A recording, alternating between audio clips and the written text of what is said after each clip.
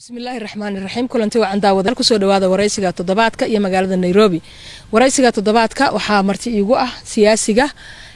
Cabdullaahi Maxamed Cali Sambaloolshe oo ah taliyii hore ee nabad sugidda iyo sirdoonka qaranka Soomaaliyeed waxa uu ku sugan yahay magaalada Nairobi taliya Sambaloolshe ku soo dhawow TV-ga Universal marka hore marka xiga waxaan jeclaan lahaa wadankii marka aanu ka hadlayno doorashooyin ba iskor saaran doorashadii guud ee qaranka jirta ee dalka Soomaaliya tii maamulka deegaan ahaan ay ka soo jeeday ee Hirshabeelle iyo iyadana ay socotaa in kastoo khilaaf xoogan uu ka jiro siday horta Hirshabeelle markaan ku hormarno wax uga socdaan bismillaahi raxmaani raxiim xamdi waa mahadsantahay waa runtaa sidaad sheegtay dalku jawi doorasho ayuu galay laba doorasho ayaan hadda isa saaran sidaan sheegay mid waa tan Hirshabeelle oo hadda gacmaha lagu jiro dood adag iyo khilaaf adag uu ka taagan yahay midna waa tan nationalka ama waa tan qaranka oo soo socoto loo balansan yahay inay waqtigeeda ku qabsoonto haddii aan sawir guudkaas iyo tan Hirshabeelle sida la socotaba maamul goboleedyada dalka ee shanta jira tii ugu yareed waaye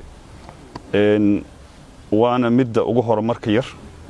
mid ka soo kabatane ma ahan duruufii dalka uu ku sugnaa 30 sano la soo dhaafay isjiid fara badan ayaa lagu dhisay is-ogol laguma dhisin si jaataarogan ayaa lagu dhisay mar uun magacii bix ayaa lagu dhisay labada gobol dadka deganna marnaba si raalli iskaga mahayn ama kuma calool fiyoobeen midba midka kale inuu ku biiro nasiib darradu waxay tahay dawladdii jirtay 2016kii ee madaxweyne xasan sheekh xilli doorasho oo dadku meer lahayn oo jalla jahawareersan yahay nin walba oo kursiga iyo doorashada iyo sidoo ugu soo bixi lahaa kaliya oo culayska saarayo ama uu danayna ayaa la abaabulay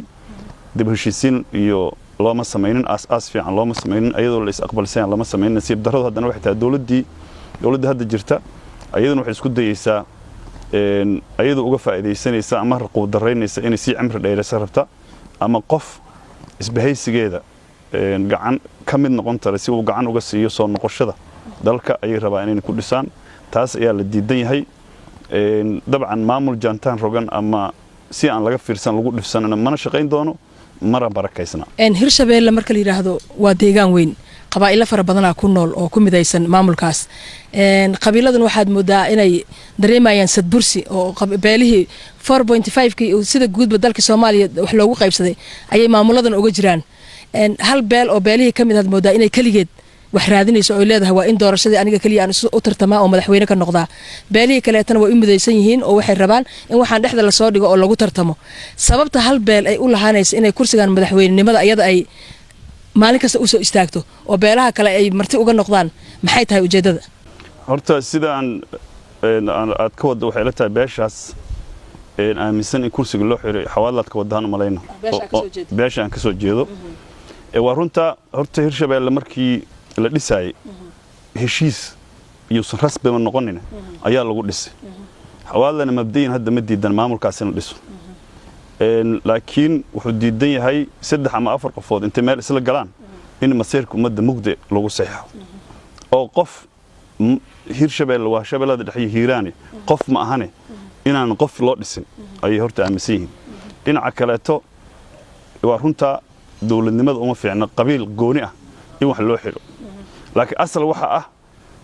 war waxaan sidii ay noogu dhisnaayeen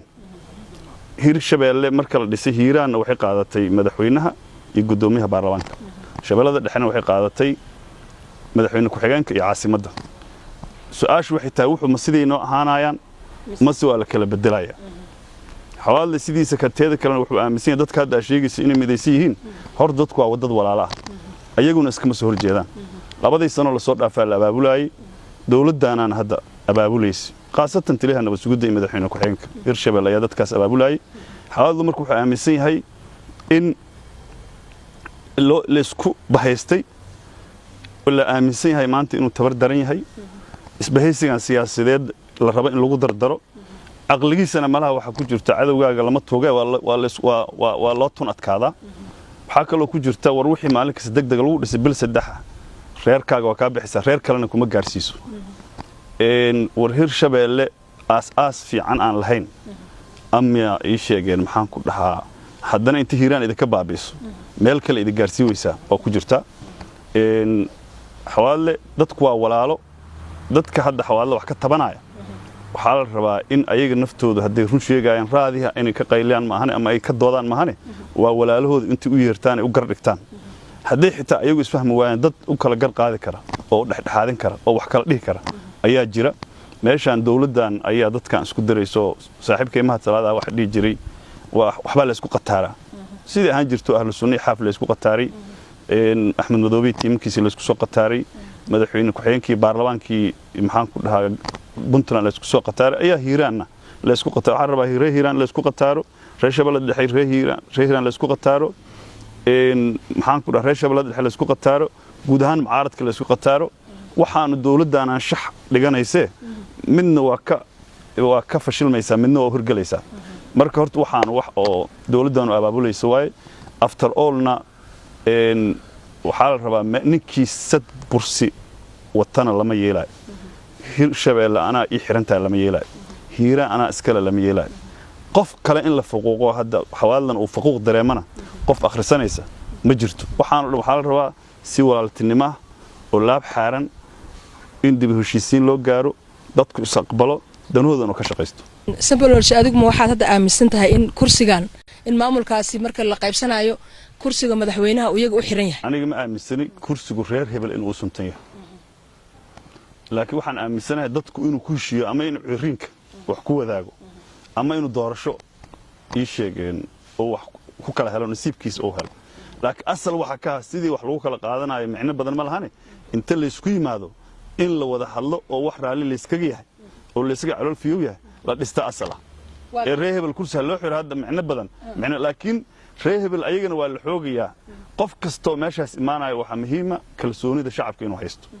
waxaa muhiima maamulkaanu hadda maamul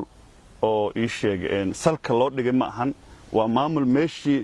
lagu dhisay ka hooseeye maamul hadda hore u kacay maaha deegaanka inta badan shabaab haysta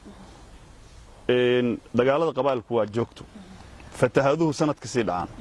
jidadkii ma hagaagsana adeeg caafimaad iyo mid waxbarasho ma jiraan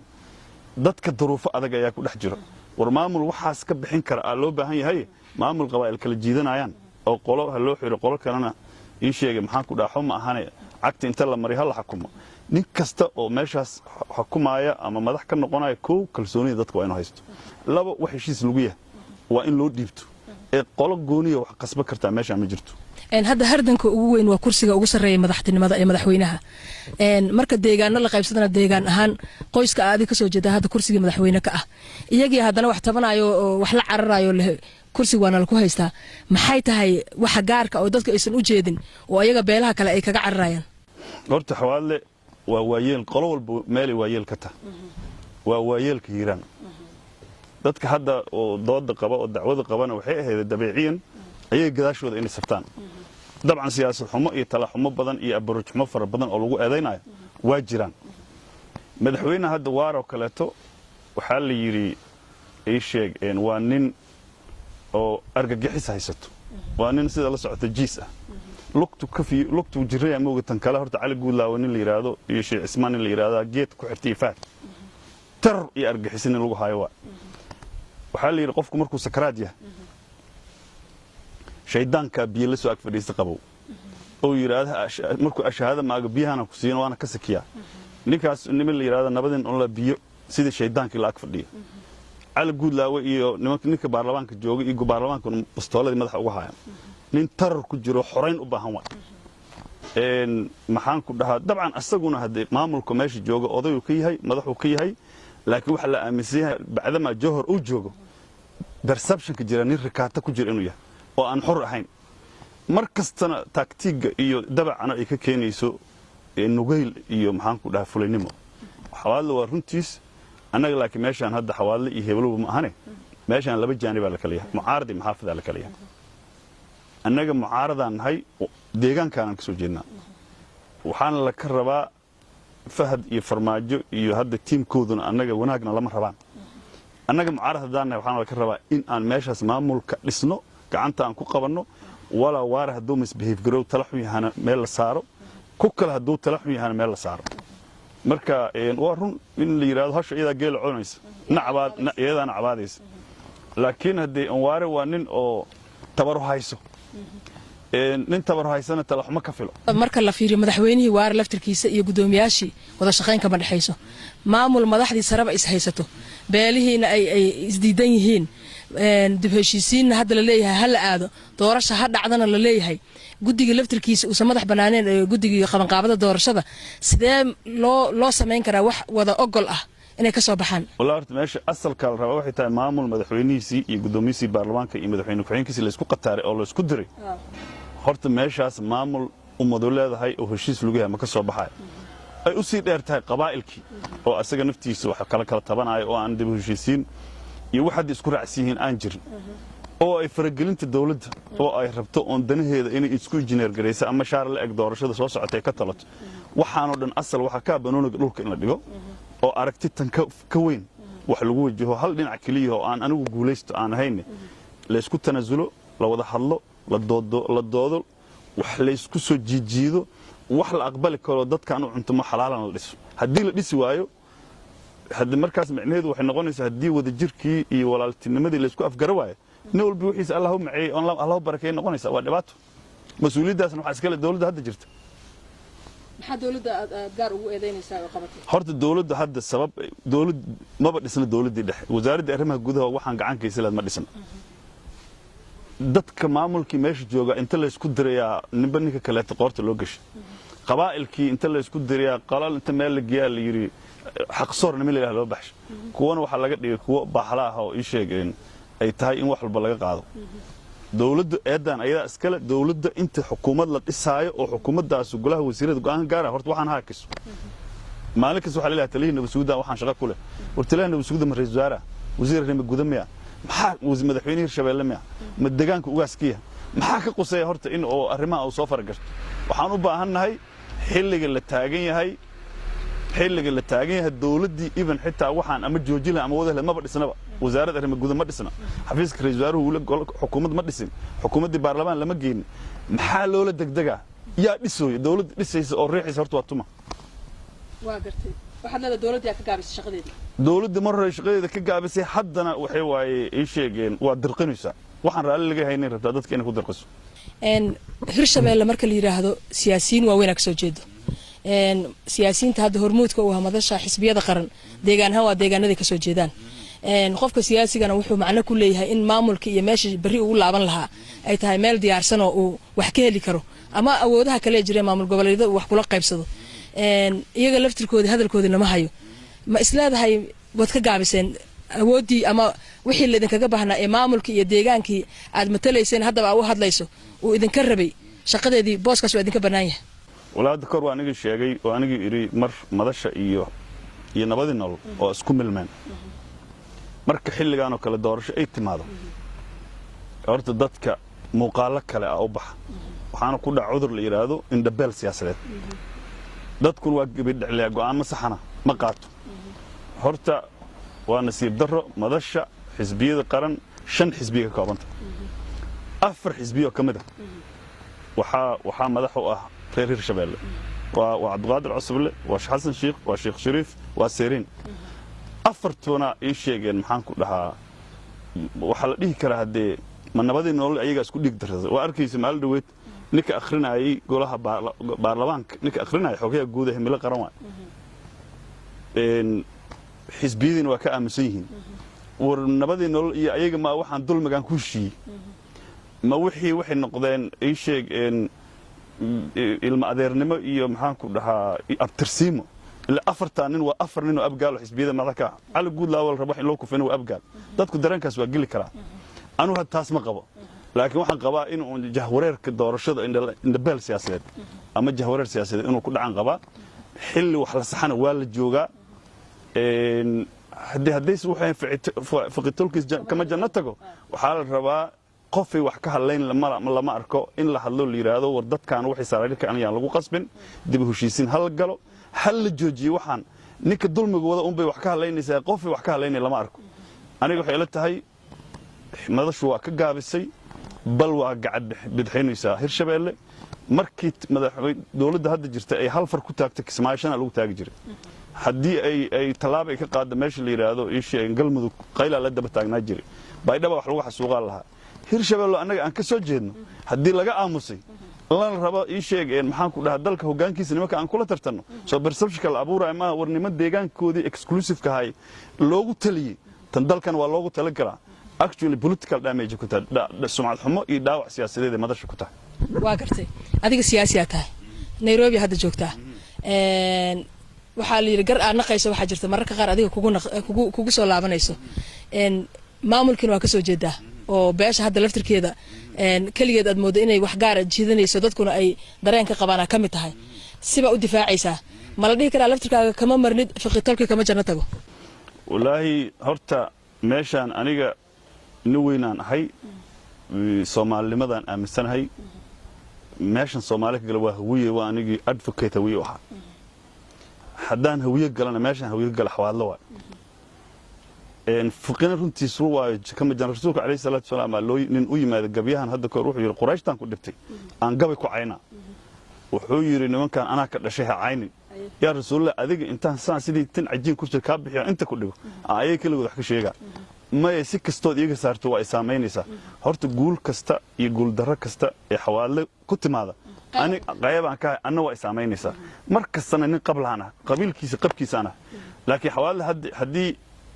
meel laga gala la waay oo cid loo dira la waay oo wax ka qabta la waay aniga rasuulaha loo dira wax alla wixii ku maqan oo ay ku gardaran yihiin ana qabanay mas'uuliyadaas ana qaaday gardarana ma raba inaan ku garabsiyo laakiin haddana in ii sheegayna la bahdilo la yimaleed gareeyo ina horseed ka noqdo ama aan ka aamuso ma qaban nin dadka danta dadkiisa meel mugdiya in lagu saxiixo raali ka horta aniga ma ah warwaa laga gardaran yahay nimankan hadii gardaran yihiin waa la qabana waa very simple waa micnaha tolka iyo kabtaada dhexda looga jira nay after all aniga hadii laga gardaran yahana waxaan rabaa hero difaac inaan noqdo hadii gardaran yihiin rasuul loo diro qaban karo shaqo ka qaban karo inaan noqdaan raba waa gartay maxaa is leedahay talaabadaas ugu qurxoon oo hadda Hirshabeelle iyadoo la qaybsanayo dawladnimadii iyo maamulkii dadkuna ay wada qanacsan yihiin wax loo sameyn karaa afar arrin baa muhiim ah horta waxaan sida ay yihiin xalaal ama hadaan ama xaraan ha hadaan in loo dhaafo waa qodob oo sida hadda wax walba madax ka nool magacyada ahaayeen maamul macna leh oo isku xiran labada gobol oo Hiiraan iyo Hirshabeelle iyo Shabeellada dhaxana waa qaybsan yihiin ma midaysna sidooda in loo dhaafo oo hadda sida yihiin wax loo dhaafo qodob waa hadii la waayo doorashadii baa loo dhigo midda nationalka aan qaban ayadoo hadda doorasho wax lagu salaynin oo waxa maamul dadka u shaqeeyay la dhisaayo ha loo soo jeesto hadii la waayo waqti hal la siiyo waxaan qabaa ugaaska xawaale inuu gogol dhiga beledweyne gogol dib heshiisiina oo ah tii 2016 intuu ku baaqay laga soo qaado laga soo dirqiyo jawhar la keenay gogoshaas la gala meeshaasana madmadowga reer Hiiraan iyo Shabeellada dhexe iyo guud ahaan dadka labada gobol lagu dhameynaa maamul heshiis ku yihiin oo hadda engineer gareyseen ama sidooda u dhaaftaan ama si kale ka dhigtaan ha soo sameystaan hadii la waayo waxa ku tahay waxa kale waxay tahay in bidixda la isku salaamo oo nin walba oo wixiisa alla u barakeeyo hadii maamulkii in la burburiyo loogu tala galay baaq kastoo la jiidiyana ma waqti loo maayaa liir waqti waxa xunba waa loo hayo waxa wanaagsan loo helo afartaas arimoodaan qabaa in loo sameeyo asalna waxa ka dadka reer Hirshabeelle inay ayagu heshiiyaan oo isku calool xaaraan oo danahooda qabsadaan sida dadka dadweynaha kale to jaalkooda hadii kale waligood daruufahan xun dagaaladan fawdadan iyo horumar la'aanta facod ka reebtay ku jiraan hadda Hirshabeelle maamul ahaan adiga deegaanka ka soo jeedo ku abtirsanaysay siyaasiyiin waaweyn iyo waxgarad waaweyn leeyihiin aqoon yahanay leeyihiin wadanku waa federaal maamulaha dalkii uu qaybsan yahay dawlad goboleedyo dhisan qayb ka yihiin sababta hortaagan in dawlad goboleed macna leh oo saldhigta oo dadkoodii ama wax bartay ama aqoon yahanka ama siyaasiyiinta aha ay waqti galiyaan si ay wax ula qaybsadaan asaago dawlad goboleedyada dariska la ah ama dawladii dhexe macaamil macna leh oo dawlad macna leh oo tirsan maamul diyaarsan oo u noqdo maxaa hortaagan oo u saldhigan lahayd horta waa doqonnimo dadka haysata waana waxaan ka digayo waana waxa leeyahay war heedhe fahad iyo farmaajo iyo qadartooda iyo waxaan danaha siyaasadda meesha kale waxba idin dhisayaan dadkii kale waa idinka tagay reer Hargeysa waa idinka tagaan reer Garowe waa idinka tagaan war idinku wax dhista waa waxaan leeyahay waana duqannimo problemkuna waa proximity-ga xamar ay u dhow yihiin meeshii rabay dhawaasho xamar ay u dhow inay ka faa'iideystaan ayaa xooggii iyo xoolihii iyo taladii xamar u dhawaaday intii kaleba waa la iska hilmaamay warwaal siyaasad aan constituency lahayn adduunka meel ka jirta lama arko siyaasad madax ka nool adduunka meel ka jirto siyaasad waxaa la rabaa inay xididda leedahay laama leedahay geed weyn ay tahay siyaasiyiinta hawiye qaasatan kuwa hirshabeelle ka soo jeeda guud ahaan kuwa hawiye qaasanta kuwa hirshabeelle ka soo jeeda waa dhaliilan yihiin dalkana inta meeshaan qariban tahay weligiis dalkaan ma hagaagayo dadkaan aaminsan kursigaas madaxtooyada inay ku fadhiistaan moogii kursi hoose iyo meel hoose inay ka soo shaqeeyaan waa nasiib darro war dowladnimada waxaanu guni ka tolantahay hoos ha loo daadajiyo nin walbana tuulihiis ha tago maamul ha ka soo dhiso si guudna ha loo shaqeeyo si gooni ha loo shaqeeyo kadibna marka waxaas waa iswaafaqaan arrinkaas waa dhaliil jirta waana midaan maalin walba raadiya aan la taaganhay doodayduna ay tahay wareedha annagu aan wax qabsanno maalin ilaahay keeno dowladda wax nagu imboos garay kismaayo lagu imboos garay karo oo garow lagu imboos garay karo waay dhowsamareeb iyo beledweyne iyo jowhar kaliya iyo xamar dowladdu waxa kuntaa oo doqonnimo teennaa adigu nin siyaasi tahay siyaasadana waa ka hadlaysaa marka laga soo tago talada guud iyo dee inaad geed fadhi tahay oo meesha mas'uuliyad ka saaranta maadaama deegaanka ku abtirsanayso ma waxa kale damac siyaasadeed ha aniga waxaan ahay ma sida hadda wax ku socdaan hadii wax ku socdaan ma si heshiis lagu hadii wax lagu dhisaayo aniga hadii si heshiis wax lagu oo meel qabta hadii wax lagu dhisaayo candidate u taagan musharax u taagan madaxweynenimada Hirshabeelle aan ahay taas ma baqarsoonaba laakiin waxaan la walwalaaqaa anigu qayb kama haddii lacala tartankan aad ka qayb gasho kursigan madaxtinimada ee Hirshabeelle sidaad hore u sheegtayba inaad musharax tahay haddii aad ku guuleysato maxaad leedahay waxaas reer Hiiraan u baahan yihiin oo tii igu horeeyay reer Hiiraan reer Hirshabeelle horta ko Hirshabeelle isma ogola waa is ogolaysiin doona maamulkoodu salka dhulka uma yaale salkan dhulku u digi doona shabaab waa ka xoreyn doona hadii la yiraahdo marka wadanka la yiraahdo dhaqaalaha wadanka meel fiican ay ku lahan jira xagga wax soo saarka beeraha xoolaha kalluumaysiga iyo warshadaha hadii ilaahay yiraahdo sidoodii ayaan ku soo celin doonaa waana nasiib darro maanta meesha ugu xoosaysa wadankeena ku jiraan waana meel istiraatiiji waxaan ballan qaadi doonaa haddaan madaxweyne ka noqdo madaxweynaha Soomaaliya madaxweyne ku dhashay Hirshabeelle ama Hiiraan ha ku dhasho ama ha ku dhasho Shabeellada Dhexe inaan keeno oon mataanayaan keena oo ka shaqeysatay ما كشقينا وابس أسئلة هدان كينوا مدحوين هيرشبيل كل شان كينا عنك مدحوين الصومالي نقطة ومتانين مرك هدان كينوا أضعف إيمانك وحياه مدحوين هوية أو عند اللي فهذه فرماجه هنا كينا marka ka soo tagno Hirshabeelle wadanku doorasho kala doorashadii waa la isku raacay shalay mucaarada ahaydeen maalin kasta waa qaylineyseen kaliya ma ahan mucaaradka dhan ka hadlayo markii dawladdu ay ogolaato madaxweynuhu ogolaado in doorasho qof iyo cod ahaad shalay diidaneedeen doorashadii ay dhacdo haddana meelaha ka baxdeen waa la waayay ma wixii kadis idinku noqday sidee wax u jiraan horta anaga waxa aan dimaan gareynayna ama aan dalbanayna soo doorasho ma hayn soo lagu heshiin he doorashadii maxaa loo heshiimaa leen anaga waxaan rabnaa waaba helnay teeda kale waxay tahay ninkan diyaar ahayn wala arkaa doorasho horta loo dhaqaaqo meeshaana the question is inaad diyaar tahay inaad ahayn ma ahane dastuurka waa in la ilaaliyo wixii ummadda ku heshiis waa in la ilaaliyo afartii sanaba mar in la qabto qof doorasho laga baraa ma jirto waxaa la yidhi geela maaragtay markii caanaha laga maalayo midna tartiibaa loo salaaxaa waa la lisaa midna waa la gujiyaa حشد جدع ما هذا جدع عن أوكنسو كم توجن هرت فرماجة لقمة توجن دارشة وحواي برش باش عالمك برش كبنتلان يجبلان يسبه يستج مقدشة كاني قف كتوقتوا عذو موضوع مجرته دارشة أنا قد ديار أنا هاي وأنا مهتسين أنت كسر شقيسي حدنا ولي إيشان كوهيناه ولي كلسوني ما قبلنا وحي لو قبل لمي إني يتسمى كتاي فرماج إني سكين وحكوا دليله سفر كي أجور ريمر كي دارشة ده لوشي وهذا أفورك أرتري هذا I don't think إنه نكلي هذا أساس أفورك ويا good advice election advisor وحوكلك صوت لك أنا إنه وحلا بابا أما دي بلاد دقة أما لقاعدين نغنيسا ولي أنا قول ولا قبنا إيش أنا كوهينا دورش الديار أن هاي أنت كسر شقيسي وجهرين بنتلان يجبلان يباش عالم كمريكا وجهريو iyo xisbiyada qaran ee magaalada Muqdisho iyo xisbiga wadajir iyo dhammaan ummadda Soomaaliyeed si joogta qayladaan iyo cadaadis u saaraysi ayaa mahad iskala welina waa inay is dhigan ilaa wuxuu ay ka dhawaabayaan doorashada hadda la aadayo oo lagu tartamayo oo tii guud ee dalka Soomaaliya ah masab intee la eega horta ka rabtaa mise maamul goboleedka u socotaa aniga horta doorashadaanu moogtahay markay soo dhawaato aniga kow horta waxaan rabaa rejiimka hadda jira isbedel in lagu sameeyo oo isbahaysigayno xisbiyada madasha qaran inay ii sheegeen maxaan ku dhahaa ee madaxweynimada ka dhaxashaan rabaa horta aniga noqon kara qof aan dhisi karin noqon karta wax dhiba ma leh laakiin aniga isbahaysigayna not only xisbigayna isbahaysigayna inuu guuleystaan rabaa ma isleedahay marka hadda tartan loo istaago rajadii guusha oo maadaama xisbigiina hadda aad u ololeynaysa dad badan hore u soo maray ay yihiin Soomaalidana inta badan waji la arkay aysan waqti u haynin oo inta badan isbedel la yiraahdo dadka idin sharaxanay u badan yihiin dad hore xilal u soo qabtay rajadaas ay helaysaan maamsantahay wax aan aniga kalsooni darro oo dadka Soomaaliyeed horta dad markasta mas'uul ah waay dad mas'uulina doortaan qof dabo iskool wida oo darbiye dad kula dhacana oo saacadan kadib meesha meel tababar ma qof tababaran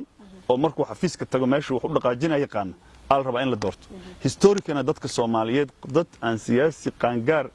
ama dhameystiran ay wuludguma dooran ka soo qabo sigistigi markii laga yimid Aadan Cabdulla Cismaan oo speaker ahaa la doortay Ali Jimcaali asagoo fitner politicians la kala doortay لحدني تضبط وحلا كلا دورت عبد الرشيد هذا عد مدحويني برايم مينستر كلا هاين انت كعانك ضلك حوجه لو هيستي دورشه بكم جيرن طبعاً سنة أو عيدي علم هذا ودك سكوا هيستي مركز لقى سكوا 2000 كي مركز اللي عبد الله معد وعبد الغاسن وفتنا البوليتيشن سو ضد سياسيين ووين اللي غانا لكلا دورتي 2004 كي وحلا كلا دورتي عبد الله معد ويلي هاين ضد هذا قرصون ما هاين 2002 ألف كي حسن شيقو سياسة أنا لو أقول لك سكر لو يقانا صباحي 2017 كي لو برايم مينستر إلا مدحوين على كلا دورت ضدك الصوماليات ضد يقانان دورتاني ضد كسعورت ما دورتان مدحوينياش هذا التاجن وأنا نقول جيرانا وحنا أمسنا هاي قولك خوف فرصة راني نجرب ضدك الصوماليين واتجابسين وابل يقانا يا وضد لك كسب أمانته يسمانته لك كسب واحد جنيه واحد كعكس صباح هذا قون قف دورنا ليس لما كل ما نتنا ضدك الصوماليين إن ما إلهي كانوا جبيان تالي سياسة الدنيا كحبال قبرتها